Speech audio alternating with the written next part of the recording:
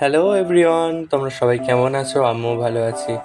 আর আজকে আমাদের এখানে মনসা ঠাকুর যে দশহরাতে পুজো হয়েছিল সেটা আজকে বিসর্জন দিয়ে দেবে।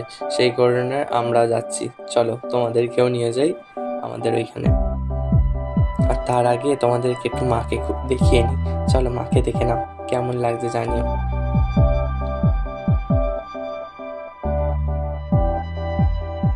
আর আমার দিদা আর মাকে দেখাচ্ছি, দাঁড়াও। এইটা হচ্ছে যে টাটা করছে ওটা দিদা, আর যেটা পাশে বসেছিল ওটা আমার মা। আর প্রথমেতেই আমি তোমাদের দেখিয়ে দিই মা মনসাকে কেমন লাগছে তোমরা বলো।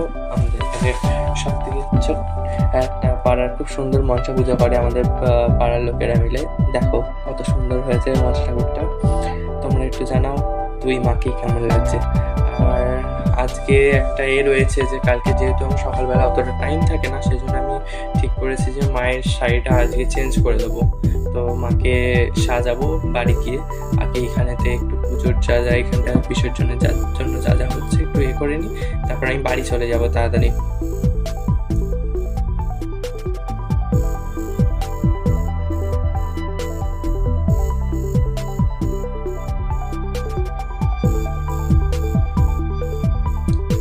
আমি বাড়ি চলে এলাম।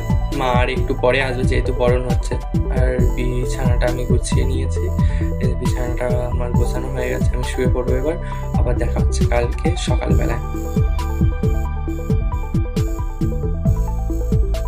সকলকে জানাই গুড নাইট, গুড মর্নিং।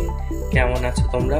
আর এই দেখো আমার সকালবেলা আগের দিনকে রাতে মাকে সাজিয়েছিলাম, আর সেটাই তোমাদের সবাইকে দেখিয়ে দিচ্ছি। শাড়িটা মাকে কালকে পরিয়ে নিয়েছিলাম, আজ সকালবেলা উঠে মাকে একটু সাজিয়ে নিয়েছিলাম ফুল দিয়ে, যেহেতু আমাদের গাছে অনেক ফুল ফোটে।